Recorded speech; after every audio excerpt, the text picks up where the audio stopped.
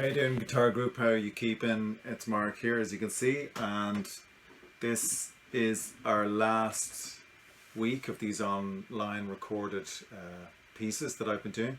Just want to say to any of you who've enjoyed them, thank you very much. I hope they've been entertaining, informative, helped you pass the time, whatever. If you've enjoyed them in any way, I'd be delighted to know. I've really enjoyed making these. It's been an interesting ask, and it has certainly taught me a lot. I've learned a huge amount of new skills and continue to learn and kind of research how to do this. But anyway, without further ado, I just wanted to look at the last tune that I played, this Blackhole Sun by Soundgarden. And Soundgarden were part of the whole Seattle grunge scene, late 80s, early 90s. Other bands you may know, like Nirvana, came out of there. And also there's the band Garbage. Butch Ving, I think, is one of the producers who comes to mind. But anyway, great time in music history, and this song by Soundgarden is definitely one of my all-time favorite rock songs. There you go. So I'm telling you a little bit about myself there. The secret to this is it's in a drop D, which means that you're dropping your E up here, the top E string. We're dropping that down one whole step, one whole tone, to make the note D. You can actually use an electronic tuner to do this, or you can simply put your finger in fret 7 instead of fret 5, and it should sound the same as the A string then. So there we go, and it gives us this lovely resonant low D.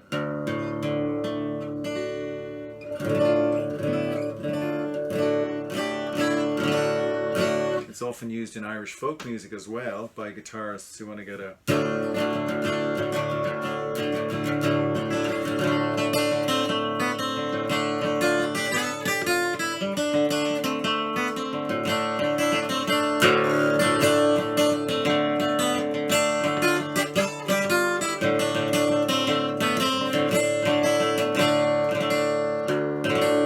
You hear that nice growly kind of sound out of the guitar.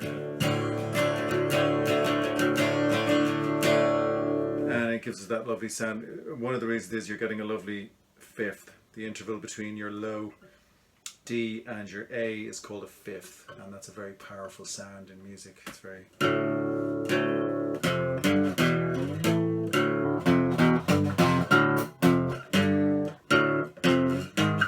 So I'm just playing those two strings together to show you. You can instantly recognize that's a strong flavor in many of the songs that you like. So for this tune, we're using that fact. Now I didn't do a perfect job of it earlier, but it presents some nice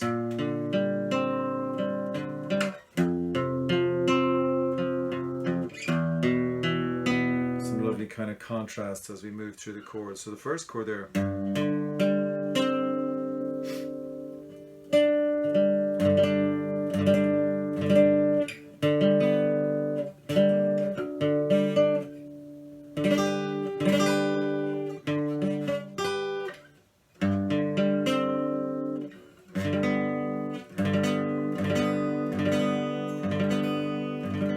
kind of a G,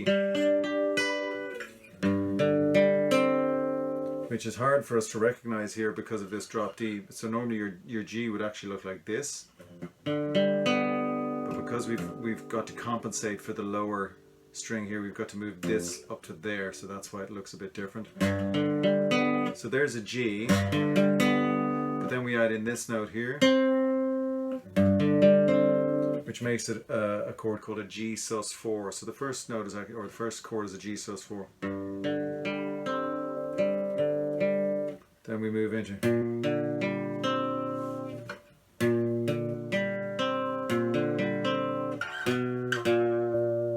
kind of a B flat minor.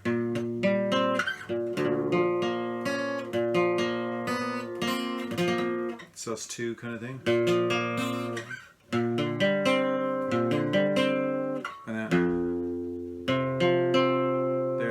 Type of F, but it's got no thirds, so it's not major or minor. Again, that's a key to this sound. We're avoiding major and minor. It's just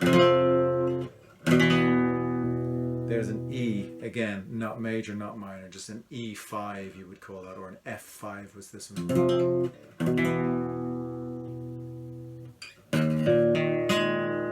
So that is an E flat 5, and sorry, E flat sus4. Yeah, E flat sus4.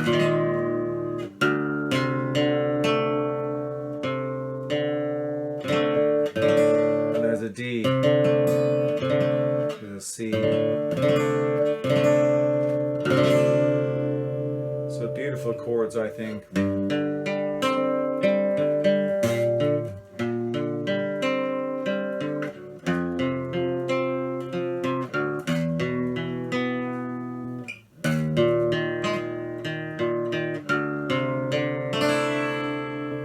Showing off a whole other kind of range of colours. The other part that I briefly tuned into is actually what's normally played under the verse, but because I didn't have any of the other instruments like drums or sound effects or any of that stuff, bass, I just decided to leave it out really for most of the song. But it's beautiful. It goes.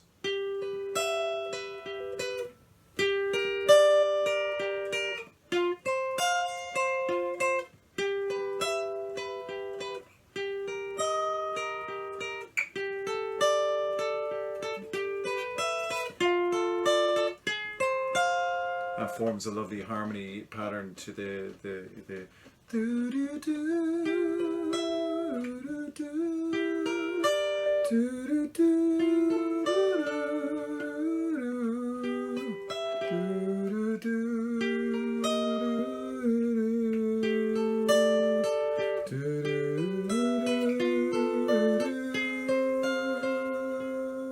really nice way of approaching kind of harmonic playing, you know, using arpeggios and different kind of chord voicings. So I won't go too much more into detail. It's a tricky song to learn, one I recommend having a look at, or at least this kind of territory. If it's something that interests you, you'll find plenty of very good YouTube videos online, but that's definitely a taster. So listen guys, it's been a pleasure. I hope to see you all face to face soon. Hope that you're all well and safe, and have a good break until we meet again. Thank you. Bye.